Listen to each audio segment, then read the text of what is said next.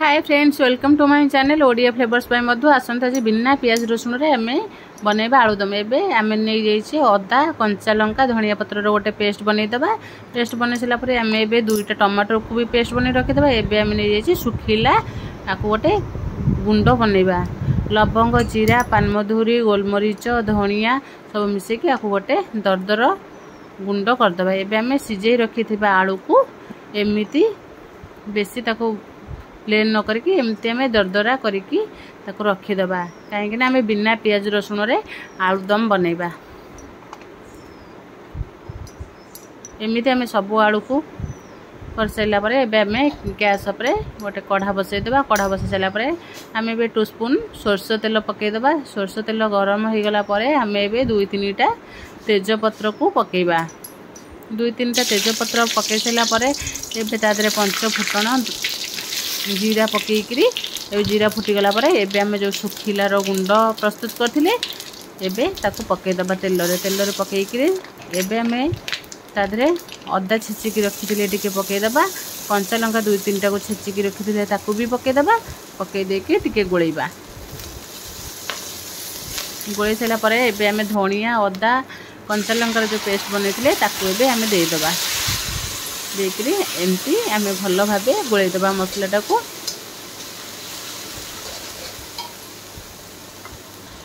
देखो तो पूरा तेल बाहरी आसलानी। एबे आदरे आम पकईदबा हल्दी पाउडर। हल्दी पाउडर पकईकी एबे आदरे आम रेड चिली पाउडर टिके पकईदबा। रेड चिली पाउडर 2 स्पून पकईदबा। पकईकरी एबे ताको टिके भल भाव आम गोलैदबा। ताको एमती भाव भल भाव आम को कषिबा। एबे आम 2टा टमाटो को पेस्ट बनईथिले ताको देईदबा। ताको देकी आउ टिके भल भाव मसला को कषिबा। देखंतु एमती पूरा भल भाव आम मसलार कषि साइला परे पूरा तेल बाहरी आसलानी। एबे आम स्वाद अनुसार लूण पकईदबा। पकईकी आउ टिके गोलैदबा। देखंतु भल भाव आमर गोलै साइला परे एबे आम देईदबा टिके गोटे स्पून धनिया पाउडर। धनिया पाउडर दे टिके गोलैदबा। एबे पकईदबा गरम मसला। गरम मसला पकई सारा परे एबे आम आमचूर पाउडर पकईदबा गोटे स्पून। एबे आम कस्तूरी मेथी पत्र को टिके हाथ में क्रश करके ताको मध्य पकईदबा। पकई देकी आउ टिके भल भाव कषिबा। एबे आम हेंगू गोटे स्पून को आम पानी करके ताधरे देदबा। दे सारा पर एबे आम आलू को ताधरे छाड़ीबा। छाड़िकी आलू को भल से गोलैबा। हार बास्ना बहुत बढ़िया बिना पियाज रसुण रे आलू दम। देखो तो एमती आम मसला कषि सारा पर आदरे आम ठंडा पानी दबा नहीं। आपको गरम पानी आम बसई देछि। एबे आलू भल से कषि हो सारा पर आम आदरे गरम पानी दबा। देखो तो पूरा आमर आलू भल से पूरा कषि हो जाउछि। पूरा कढ़ारू पूरा छाड़ी जाउछि। एबे आदरे आम अल्प टिके ग्रीन मटर पकईदबा। ग्रीन मटर पकई सारा पर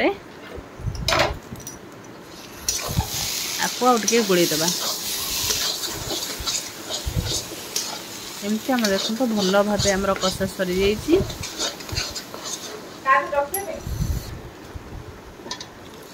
एबे आमर गरम पानी भी रेडी होइछि। एबे आम गरम पानी दबा।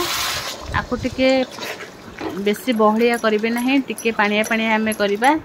देखंतु कहीं बेसी बहलिया कले भल लगे ना आलुदम। ये टिके जस्ट खाली टिके पानिया पानिया हेले बहुत बढ़िया लगे यार टेस्ट। आपको एबे आम घोड़ेदबा। घोड़े के ताको फुटीबा पई छाड़ीदबा। देखो आमर आलुदम पूरा फुटी आसलानी।